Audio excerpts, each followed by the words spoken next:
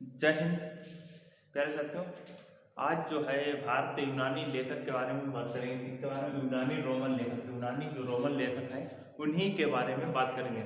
कौन सी बुक को निचोड़ने वाले हैं नींबू की तरह? इस बुक को जो है नींबू की तरह निचोड़ने वाले। कौन सी बुक देख सकते हैं? लूसेंट सामान्य ज्ञान।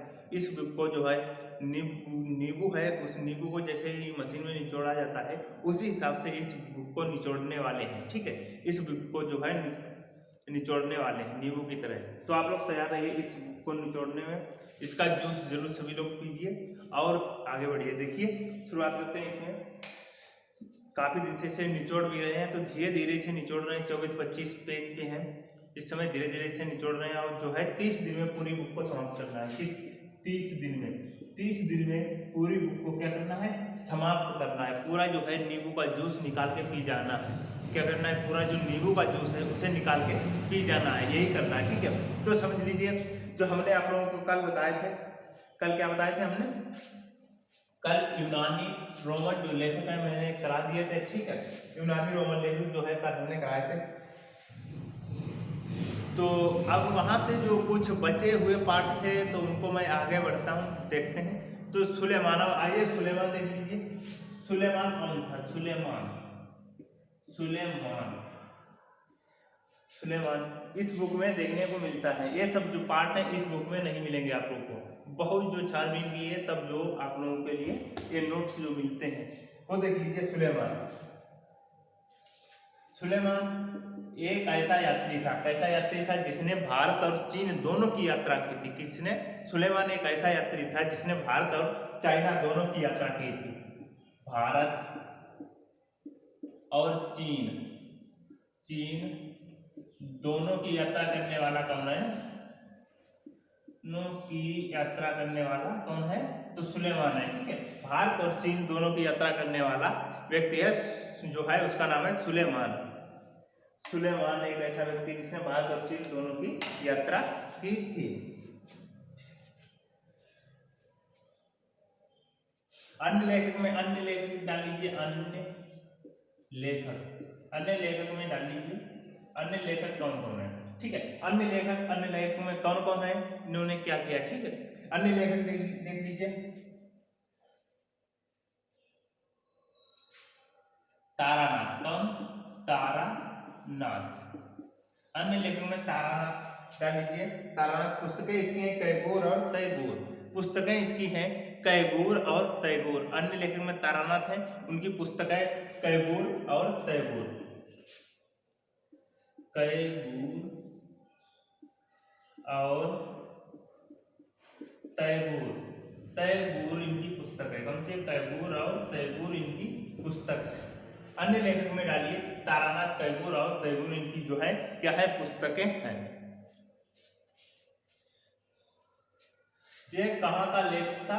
ये तिब्बती लेखक था। कहाँ का? तिब्बत का ये लेखक था। तिब्बती लेखक था। तिब्बत यानी पहाड़ी ये इलाके का जो है लेखक था और ये आया था यहाँ। और इसने कौन सी पुस्तकें लिखी थी? इसने तारानाथ, कैगोर और तैगोर नाम की जो पुस्तकें लिखी थी इसका नाम था तारानाथ। यहाँ से प्रश्न बनेगा तिब्बती जो लेखक है कौन है? तो तारानाथ। अगर प्रश्न बनेगा तारानाथ ने कौन सी दो पुस्तकें लिखी तो वो इंपॉर्टेंट है, जो कैगोर और तैगोर। ठीक है,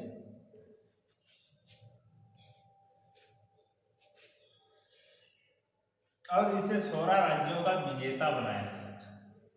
16 राज्यों का विजेता किसे बनाया गया था? कैगोर या तैगोर को 16 राज्यों का विजेता बनाया गया था। 16 राज्यों का विजेता बनाया गया था।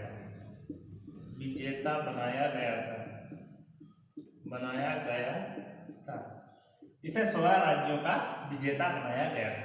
कैगोर और तैगोर को 16 राज्यों का विजेता बनाया गया। आप लोग समझ रहे होंगे, सही से जा रहा है वीडियो भी। ठीक है, विजेता बनाया गया था। क्या किया गया था? 16 राज्यों का विजेता बनाया गया था कैगोर और तैगोर को। ठीक है,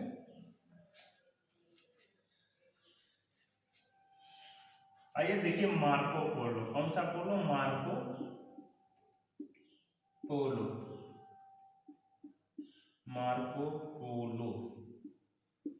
चलिए मार्को पोलो के बारे में देख लीजिए। मार्को पोलो, यह जो एक व्यक्ति था जो मार्को पोलो था, ये पांड्य देश की यात्रा पर आया था। कौन से देश की? तो प्रश्न बनेगा कि मार्को पोलो कौन से देश की यात्रा पे आया था? तो पांड्य देश की, पांड्य देश की यात्रा पे ये व्यक्ति आया था। पांड्य देश की यात्रा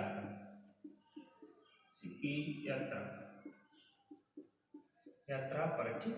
पांड्य देश की यात्रा पर कौन आया था? मार्को पोलो आपका आया था। पुरातत्व साक्ष्य,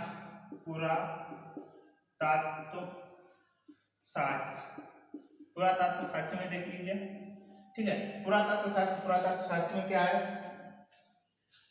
तो पुरातत्व साक्ष्य में क्या है? भारतीय पुरातत्व साक्ष्य का जनक किसे माना जाता है? प्रश्न यहां से बनेगा कि भारतीय पुरातत्व साक्ष्य का जनक जो है किसे माना जाता है? तो भारतीय पुरातत्व साक्ष्य का जो जनक है अलेक्जेंडर कनिंघम। किसे? अलेक्जेंडर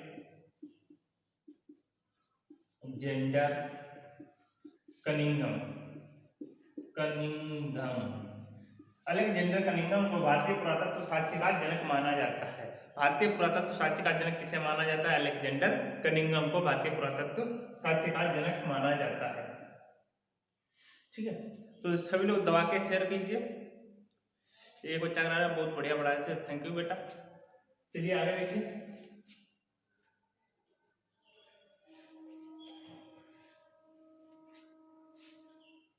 तथा इस भारतीय पुरातत्व साक्ष्य जो है अलेक्जेंडर कनिंघम ने इसकी खोज की थी, ठीक है। भारतीय पुरातत्व की खोज किसने की थी? अलेक्जेंडर कनिंघम ने। और तथा पर्यटक की खोज पर्यटक एवं संस्कृति मंत्रालय किसके अधीन था? पर्यटक एवं संस्कृति मंत्रालय। कौन सा? पर्यटक एवं संस्कृति मंत्रालय। संस्कृति मंत्रालय किसके अधीन था? इसी के अधीन था, ठीक है। पर्यटक में जो है पुरातत्व साक्ष्य अलेक्जेंडर कनिंघम इसके जो है अधीन था। पर्यटन एवं सांस्कृतिक मंत्रालय इसके अधीन था। पर्यटक एवं सांस्कृतिक जो मंत्रालय है इसके अधीन था, ठीक है। आप लोग समझ गए होंगे।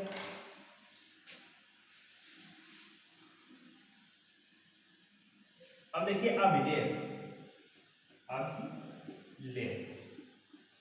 तो अभिलेख के अध्ययन को क्या कहते हैं? एपिग्राफी, ठीक है। अभिलेख के अध्ययन को एपिग्राफी कहते हैं। अभिलेख जो है उनके अध्ययन को एपिग्राफी कहा जाता है। एपिग्राफी,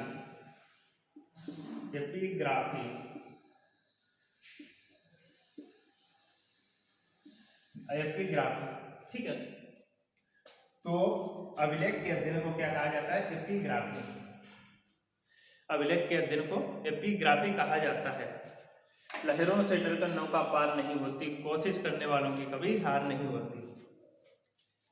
चलिए आगे देखिए।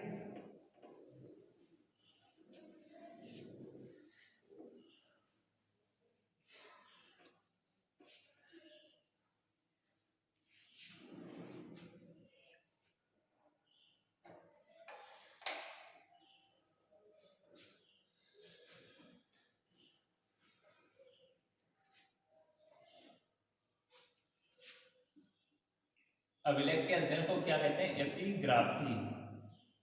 एपिग्राफी कहा जाता है।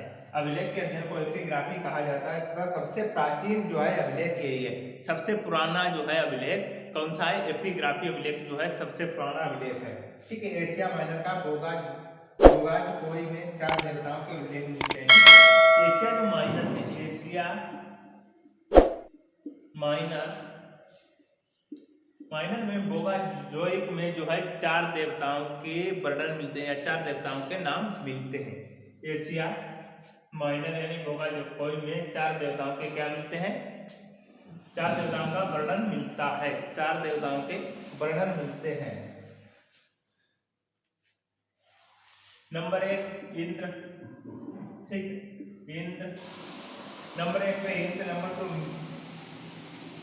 नंबर 1 मित्र, फिर नंबर 2 वरुण ना सत्य, ठीक है, मित्र। नंबर 2 मित्र, नंबर 3 वरुण, नंबर 4 ना सत्य।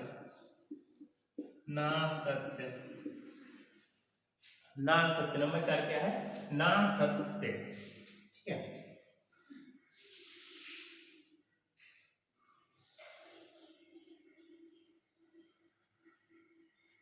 हाथी आगे देखिए, हाथी गुफा उल्लेख, कौन सा उल्लेख? हाथी गुफा उल्लेख। हाथी गुफा जो उल्लेख है कहाँ से मिलता है? हाथी गुफा जो उल्लेख है, हाथी गुफा उल्लेख या अभिलेख एक कलिंग नरेश खारवेल, कलिंग यानी कलिंग के जो राजा, नरेश माने क्या होता है? राजा तो होता है, ठीक है। कलिंग नरेश यानी कलिंग के जो राजा हैं खारवेल, ठीक है। कलिंग के राजा जो कलिंग नरेश खारवेल, तो कलिंग नरेश खारवेल का, कलिंग नरेश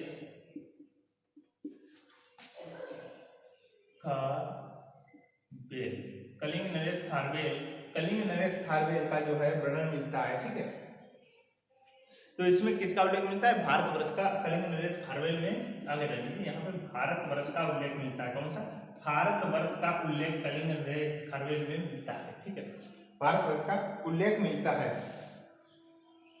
आगे देखिए, जूनागढ़,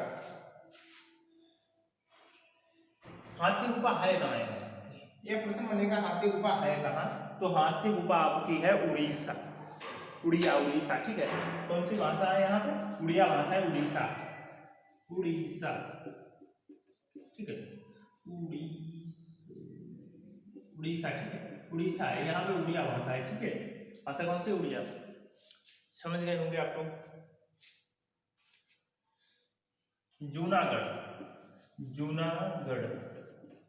कौन सा गढ़? जूनागढ़।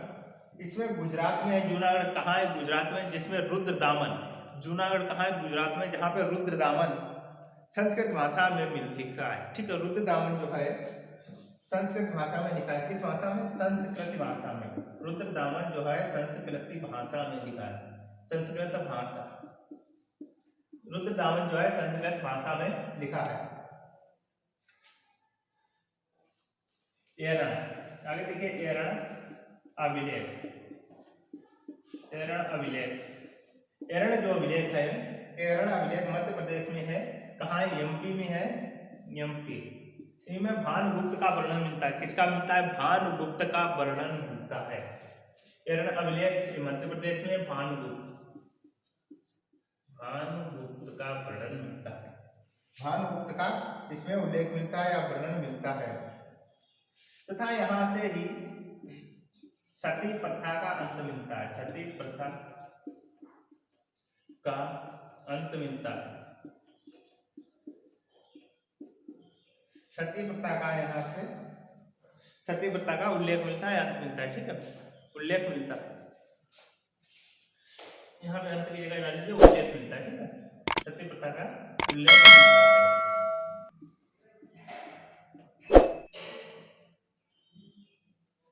तो यहाँ से किसका उल्लेख मिलता है? सती प्रथा का। सती प्रथा में क्या था? जिसका मतलब जो है आदमी, किसी औरत है, ठीक है, औरत है, उसका आदमी मर जाए, ठीक है, आदमी मर जाए तो उसे क्या है, मतलब उस आदमी के साथ ही उसे जिंदा जो है जला दिया जाता था, उसे सती प्रथा कहा जाता था, ठीक है। और जो है इसे धीरे धीरे समाप्त कर दिया गया। अब क्या है, विधवा पुनर्विवाह भी लागू हो गया। तो किसी का जैसे सती प्रथा है, ठीक है, यहाँ पे पति डाल लो, ठीक है, पति एक तरफ पत्नी, ठीक है, पत्नी। अब इसमें क्या है, इसका मतलब इस पत्नी का, ये पति खत्म हो गया, ठीक है, पति खत्म हो, अब इसको क्या है, इसी के साथ जलना था, ठीक है, इसी सती प्रथा। अब इसे क्या कहा गया, अब इसको इसे समाप्त कर दिया गया।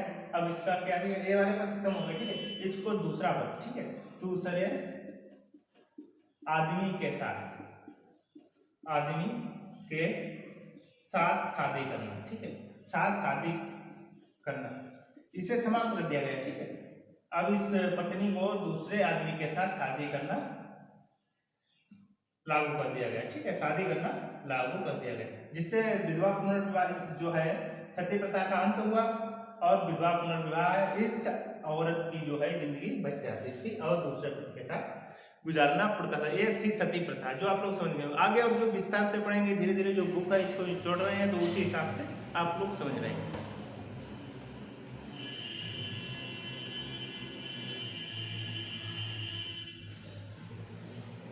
आगे देखिए,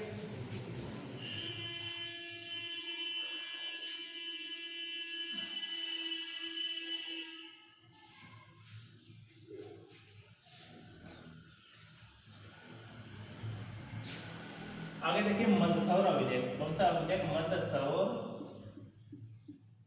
अभिलेख। मंदसौर अभिलेख। मंदसौर अभिलेख में क्या है? मंदसौर अभिलेख में है, इसमें इस मंदसौर अभिलेख में है एसो बर्मन। इसमें रेशम बुनकर जो है अपना ये लोग क्या करते थे? जीवन यापन करते थे। ठीक है, इस जीवन यापन करते थे। रेशम बुनकर कैसे? आप लोगों ने गांव में देखा होगा कि जैसे बांध बनाते थे, जो ठीक बांध या रेशम जो है, इससे जो है रेशम निकलता था, उससे जो है रेशम बुनकर ये लोग क्या करते थे? अपना जीवन यापन करते थे। जीवन यापन करते थे, यापन करते थे, जीवन यापन ये लोग करते थे रेशम बुनकर। ठीक है, मंदसौर अभिलेख से आप लोग समझ रहे होंगे। ठीक है, आगे देखिए भीतरी स्तंभ अभिलेख। कौन सा स्तंभ? भीतरी स्तंभ अभिलेख। भीतरी स्तंभ अभिलेख। भीतरी स्तंभ अभिलेख में क्या मिलता था? भीतरी स्तंभ अभिलेख में स्कंदगुप्त भारत पर सर्वप्रथम होड़ अभिलेख की नींव डाली। स्कंदगुप्त ने भारत पर सर्वप्रथम होड़ वंश की जो है अभिलेख की नींव डाली। ठीक है, भीतरी स्तंभ, इसमें लिखिए स्कंदगुप्त। कौन सा गुप्त? स्कंदगुप्त। ठीक है, स्कंदगुप्त। स्कंदगुप्त। ठीक है, स्कंदगुप्त में भारत पर इसने क्या किया? सर्वप्रथम होड़ अभिलेख की नींव डाली। होड़ की जो है जानकारी मिलती है, नींव डाली। ठीक है, समझ गए। आइए देखिए एहोल। एहोल कौन सा? एहोल। इसमें क्या मिलता है? इसमें क्या है? पुलकेशिन। पुलकेशिन सेकंड। पुलकेशिन सेकंड ने क्या किया था? इसने नर्मदा नदी के तट पर हर्षवर्धन को हराया था। पुलकेशिन सेकंड ने क्या किया था? नर्मदा नदी के जो तट है, मुहाना जिसे बोलते हैं तट। ठीक है, नर्मदा नदी मतलब नदी इस तरीके से होगी। ठीक है, नदी होगी तो तट किनारे वाले होते हैं। ठीक है, नर्मदा नदी के तट पर जो है पुलकेशिन ने नर्मदा नदी के तट पर हर्षवर्धन को क्या किया था? हराया था, यानी पराजित किया था, और स्वयं क्या किया? जीत लिया। ठीक है,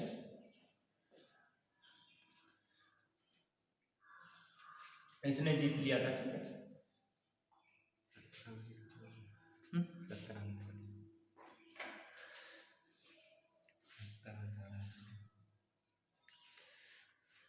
चलिए दोस्तों, आज का जो वीडियो है काफी बड़ा हो रहा है, तो इसे अपलोड करने में काफी दिक्कत होती है। अब कल हम लोग पढ़ेंगे मुद्रा। ठीक है, मुद्रा यहाँ से कहाँ से, इसका प्रचलन कहाँ से हुआ, कहाँ से नहीं हुआ। ठीक है, इसकी जानकारी हम लोग इससे पढ़ेंगे। तो आप लोग एक बार दबा के शेयर करें, और कुरकुरे खाने के लिए कल वीडियो पे जरूर आए।